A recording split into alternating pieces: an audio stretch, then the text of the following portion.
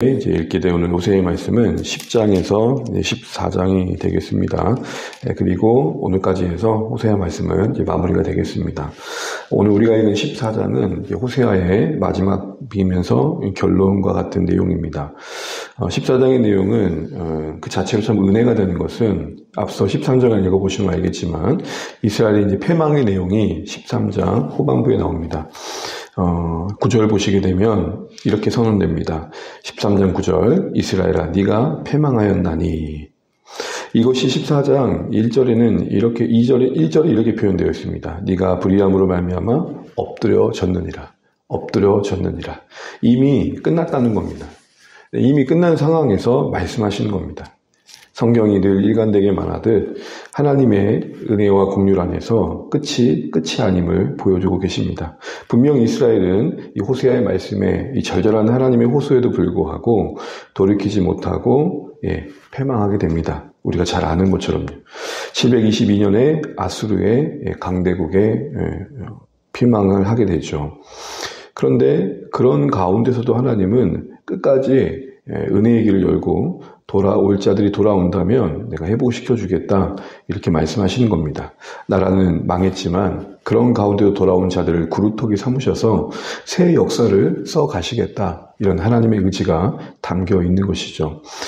그런데 오늘 이런 돌아오는 과정 속에서 하나님께서 호세아를 통해서 참된 회개가 뭔지를 알려주십니다. 2절 보시게 되면 이런 표현이 있죠. 너는 말씀을 가지고 여호와께로 돌아와서 아뢰기를. 여호와께로 돌아와서 아뢰기를. 호세아가 이스라엘 백성들에게 하나님 앞에 참된 회개는 이런 거야 라고 알려주고 있는 겁니다. 오늘 우리가 좀 주목해 볼 표현은 돌아오되 말씀을 가지고 돌아오라는 겁니다. 우리가 어제 봤던 것처럼 6장에서 이스라엘이 하나님께서 너희 가운데서 떠나겠다 말씀하셨던 위협감을 느끼고 회개를 했잖아요. 그때 6장 1절에서 3절의 그 회개의 고백은 그 자체로 흠결없는 아름다운 모습이지만 맥락상 불성실했죠. 왜냐하면 그들에게 돌아온다는 개념은 하나님 알겠습니다. 평소에 내가 양 한 마리 드렸는데 이제 2마리 드릴게요. 이런 거였거든요. 그러니까 양을 가지고 오고 소를 가지고 오는 거 그거를 회개라고 생각했던 겁니다. 그런 그들에게 이렇게 말합니다. 말씀을 가지고 와라. 말씀을 가지고 오는 게 회개다.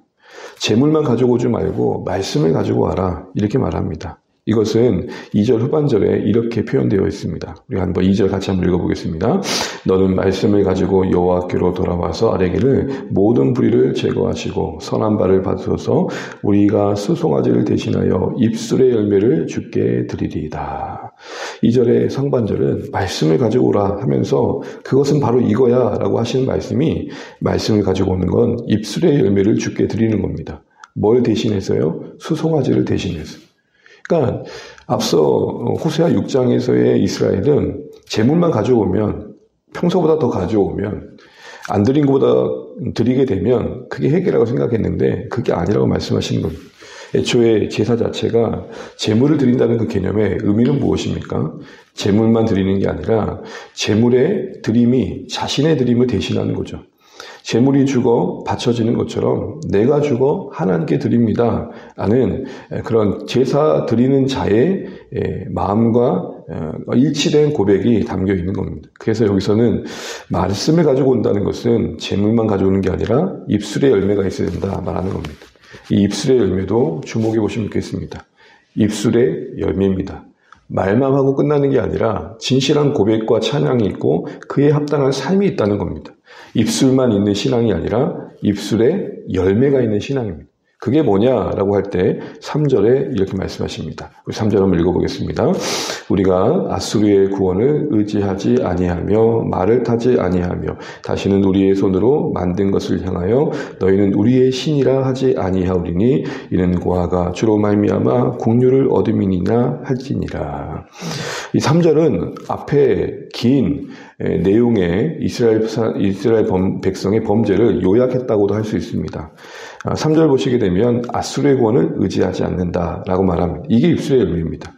아수르의 구원을 의지하지 않는다는 것은 앞서 호세아서가 지적하고 있는 이스라엘 범죄 중에 가장 큰 범죄는 하나님 앞에 하나님만을 의지하지 않고 강대국을 의지했던 그 사실을 지적하고 있습니다.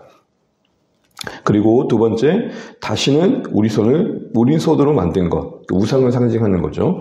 우리 손으로 만든 걸 향하여 너희는 우리 신이라 하지 아니하오리니. 스스로 만든 것을 섬기는 것처럼 좀 어리석은 게 어디 있습니까? 지나가다 보면 진짜 우와 대단하다. 어떻게 저렇게 큰 걸 만들었지? 라고 하지만 결국은 인간이 만든 거 아닙니까? 자기가 만들어 놓고 거기에 엎드려 절하는 것. 가만히 생각해 보면 참 미련한 거 아닙니까? 바로 그것을 하지 않겠다고 합니다. 앞서 내내 시작받았던 우상 숭배하지 않겠다 이야기합니다. 그리고 이와 같은 고백을 합니다. 이는 고아가 주로 말미암아 공유를 얻음이니이다 할지니라. 이게 진짜 회개입니다. 여러분 가만히 보십시오. 이는입니다. 앞서 구원을 아수를 의지하지 않겠습니다. 우상을 섬기지 않겠습니다. 이는 고아가 주로 말미암아 공유를 얻음입니다. 이런 모든 고백조차도 고아와 같이 버려진 아무것도 할 수 없는 나 같은 인생 위에 하나님이 공유를 주셨기에 할 수 있었습니다. 이렇게 고백하는 겁니다. 다시 말해서 우리가 돌아가니까 하나님 돌아와 주십시오. 이런 차원의 회개가 아니고 우리가 돌아올 수 있는 것조차도 하나님이 우리를 긍휼히 주셨기 때문에 가능했던 것이면 인정하는 게 회개입니다. 회개가 공식으로 끝나고 신앙이 공식으로 끝난다는 게 뭡니까? 결국 이런 말을 하는 거죠. 아니 하나님 내가 이렇게까지 했는데 이러식입니까? 이게 바로 잘못된 회개와 또 종교화된 신앙의 행위라는 것입니다. 진짜 회개는 뭡니까? 진짜 예배는 뭡니까? 하나님 내가 드렸어요. 거기서 멈추지 않고 하나님 내가 이렇게 드릴 수 있는 것도 긍휼을 주셨기 때문입니다. 가만히 생각해 보면요. 제가 요즘 호르몬의 영향인지 자꾸 울컥할 때가 있어요. 죄송합니다. 등을 앞에서. 뭘 먹다 보면 가만히 있다 울컥할 때가 있어요. 어떤 마음이 제 마음에 와닿을 때냐면 하나님 이 순간도 아련하게 이제 마지막으로 기억될 때가 있겠죠. 당연했던 것들이 당연해지지 않는 겁니다. 뭘 먹든 이것도 하나님의 은혜죠. 매번 그런 건 아니지만 그런 마음이 훅 들어오게 되면 울컥하게 됩니다. 함께 마주하고 식사하고 있는 사람과 어쩌면 이게 마지막일 수 있겠다 생각을 해보면 울컥합니다. 사랑하는 주안의 가족 여러분, 진짜 회개가 뭘까요? 우리가 이렇게 하지 않겠습니다. 그리고 나서 그 모든 것도 하나님의 긍휼을 베풀어 주셨기에 가능했던 겁니다. 이렇게까지 회개하는데 하나님 우리 용서 안 해줄 거예요? 이런 게 아니라 하나님 우리 용서도 구할 자격이 없습니다. 면목 없어 말도 못하겠습니다. 그런데 이렇게라도 하나님 옆에 고백할 수 있다는 게 은혜입니다. 이게 바로 진실한 회개라는 거죠. 그럴 때 하나님 약속이 뭡니까? 4절부터 8절을 하나씩 보다 보면 참 흥미롭습니다. 그런데 한마디로 말하면 그냥 그 고백에 하나님께 기뻐하신다는 겁니다. 4절 보실까요? 4절 함께 읽겠습니다. 내가 그들의 반역을 고치고 기쁘게 그들을 사랑하리니 나의 진노가 그에게서 떠났음이니라. 그런 진실한 회개를 하나님께서 받으실 때 고쳐주신다, 회복시켜주신다는 거죠. 그리고 그걸 기뻐하신다는 겁니다. 이 진실한 회개를 하나님께 기뻐하신다는 거죠. 그래 이거야 이렇게 말씀하시는 듯합니다. 그러면서 이렇게 선언하십니다. 5절입니다. 내가 이스라엘에게 이슬이 되리라. 세상 사람들은 이슬 그러면 소주 생각하겠지만 우리는 이슬 그러면 하나님의 은혜와 생명을 말합니다. 부정적으로 쓰일 때는 잠시 있다 사라지는 잠깐을 의미하지만 하나님과 연결되어 이 비유가 쓰여질 때는 생명을 말합니다. 이 생명이 구루터기와 같이 다 배임받아서 거대했던 나무가 배임받아 이제 구루터기만 남은 이스라엘의 운명에 꽃을 피우고 나무가 되게 합니다. 향기를 만듭니다. 풍성함을 만듭니다. 각각의 표현된 나무마다 의미가 있겠죠. 백합화는 순결을 말하고 백향목은 견고함을 말하고 감람나무는 풍성함을 말합니다. 포도나무는 기쁨을 말합니다. 한마디로 전체의 삶을 새롭게 하시겠다는 겁니다. 그 은혜로 고백되어진 8절을 보십시오. 이제 우리 8절 읽고 마무리하겠습니다. 8절 같이 읽죠. 에브라임의 말이 내가 다시 우상과 무슨 상관이 있으리요 할지라 내가 그를 돌아보아 도답하기를 나는 푸른 잣나무 같으리니 네가 나로 말미암아 열매를 얻으리라 하리라. 전반부 보시게 되면 이런 은혜 안에 있는 에브라임, 이스라엘을 한 지파 에브라임을 상징하고 있는 겁니다. 이스라엘이 말하기를 내가 다시 우상과 무슨 상관이 있으리요. 이게 무슨 말일까요? 야, 이렇게 행복한 걸, 이렇게 복된 걸 내가 왜 몰랐을까? 이 얘기를 하는 겁니다. 이제는 우상 쳐다도 보지 않겠다. 옛날에 즐기고 했던 것들, 그렇게 내가 좋아했던 것들도, 이제는 그 허접해가지고 내가 거기서 놀았다는 게 창피하다. 그 얘기를 하는 겁니다. 이렇게 하나님의 은혜 안에 있고, 이렇게 하나님과 동행하는 삶이 좋은 것을 왜 진작 몰랐을까? 그러면서 스스로 말하기는 뭐라고 말합니까? 우상, 그까이 거 이제 나와 아무 상관없다. 스스로 그렇게 고백한다는 겁니다. 오늘 우리 찬양의 고백처럼 제 짐 다 벗고 보니 이 땅이 하나님 나라로 천국으로 여겨지는 그 고백과 같은 것입니다. 사랑하는 주안의 가족 여러분, 이 말씀을 맺겠습니다. 호세아가 오늘 우리에게 시작부터 이야기했던 게 무엇입니까? 고멜과 같은 여인으로 상징된 음란한 여인을 그 호세아가 남편 되어 다시 받아주고 돌이켜 떠나는 그를 다시 받아주는 모습 속에서 하나님은 이미 하나님의 마음을 보여주셨습니다. 오늘 14장은 그 마음을 고스란히 다시 드러내주신 겁니다.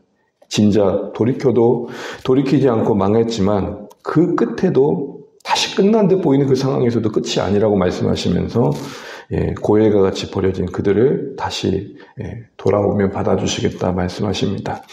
그 하나님의 마음을 진실하게 깨닫고 진심으로 돌아온 자들이 누린 은혜가 오늘 본문에 소개되어 있습니다. 그러면서 9절에 뭐라고 말합니까? 누가 지혜가 있어 이걸 깨닫겠느냐. 이렇게까지 얘기해도 찾지 않는다는 겁니다. 이렇게까지 하나님께서 얘기해 주셔도 어디로 갈지 헤매인다는 것이죠. 선택하라는 겁니다. 어떤 길로 갈지.